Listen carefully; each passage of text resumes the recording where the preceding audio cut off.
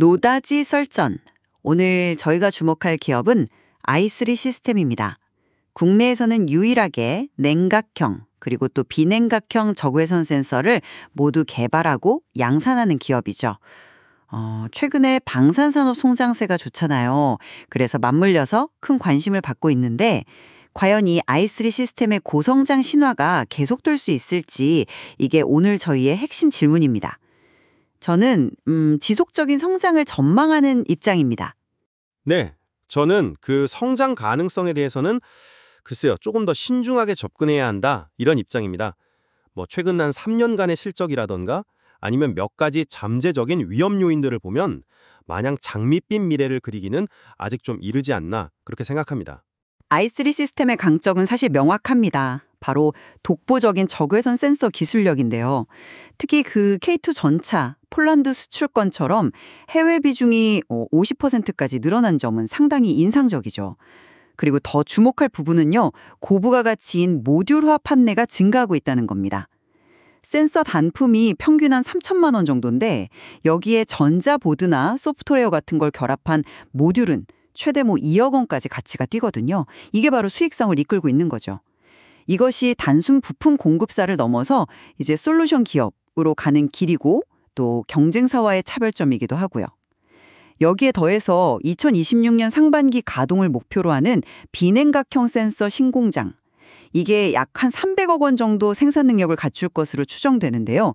이런 증설이라던가 T2SL 같은 차세대 기술 개발, 또 엑스레이나 위성사업 다각화까지 이런 것들이 다 진행 중입니다. 그래서 지난 3년간의 어떤 정체기를 이제는 끝내고 내년부터는 본격적인 재성장 궤도에 오를 수 있을 거다. 저는 그렇게 봅니다.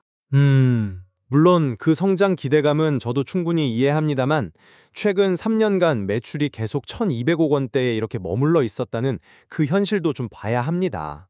이게 그저 일시적인 정체인지 아니면 어떤 구조적인 한계에 부딪힌 건지는 아직 좀 불분명하거든요. 그리고 말씀하신 신공장 효과도 아직은 미지수입니다. 300억 생산 능력이라는 것도 어디까지나 추정치고요. 실제 가동률이나 또 중요한 수율 개선 같은 것들은 빨라야 2026년 이후에나 확인이 가능할 겁니다. 특히 이 비냉경형 센서, 이게 과거 2019년에 적자 요인이 됐을 정도로 양산 난이도가 상당히 높습니다. 그러니까 기술 개발 자체와 이걸 안정적으로 양산하는 건 또 다른 문제라는 거죠. 민수시장 확대나 라이다 같은 신사업은 아직 가시적인 성과가 좀 미미하고요. 여전히 매출의 85%가 방산용 냉각형 센서, 여기에 집중되어 있습니다. 이 편중된 구조가 특정 리스크에 취약할 수 있다는 점, 그리고 또 국내 방산 사업은 법령상 이익률 제한이라는 제약도 있고요. 이런 점들을 간과할 수는 없다고 봅니다. 네, 하지만 현재 방산 환경이 우호적이라는 것은 부인할 수 없는 사실 아니겠습니까? 그리고 아까 말씀드린 그 모듈러 확대는 이미 실적으로 증명이 되고 있습니다. 해외 고객들의 관심도 꾸준하고요. 이것이 그냥 일시적인 현상이 아니라 어떤 구조적인 체질 개선으로 이어지고 있다. 저는 그렇게 판단합니다. 해외 비중 확대 자체가 또 위험 분산 효과도 있고요. 글쎄요. 방산 시장의 안정성 예측 가능성이 높다는 것이 곧 폭발적인 성장과 동의어는 아니라고 봅니다. 실제 수주가 매출로 인식되기까지 시간도 생각보다 길 수 있고요. 리포트에서 추정하는 것보다 길어지는 경우도 많습니다. 여전히 높은 방산 의존도는 부담이죠. 예를 들어서 국제 정세가 갑자기 변해서 방산 수요가 줄어든다거나 하면 타격이 클 수밖에 없지 않겠습니까? 결국은 민수시장에서 뭔가 의미 있는 성과가 나와야 좀 균형 잡힌 성장을 말할 수 있지 않을까 싶습니다. 네, 성장성 외에 이제 신공장 투자와 기술력 측면을 한번 보죠. 신공장은 단순히 생산량만 늘리는 게 아닙니다. 그 클린룸, 청정도를 100배나 높이고 또 WLP 공정을 도입하는 등 공정 혁신을 통해서 수율과 원가 경쟁력을 높이는 것이 핵심입니다. 이건 분명 비냉각형 센서의 경쟁력을 한 단계 더 끌어올릴 겁니다. 그리고 차세대 기술인 T2SL 역시 글로벌 경쟁에서 우위를 확보할 수 있는 비장의 카드라고 할 수 있죠. 기술 개발과 양산 안정화는 역시 별개라고 다시 한번 좀 강조하고 싶습니다. 신공장 가동 초기에 수율을 얼마나 확보하느냐가 관건일 텐데요. 과거 비냉각형 양산에서의 어려움을 생각해보면 이걸 너무 낙관하기에는 아직 좀 이릅니다. 게다가 공정 자동화 수준이 아직 완전하지 않아서 인력 투입이 계속 필요하다는 점도 비용 측면에서는 부담이 될 수 있고요.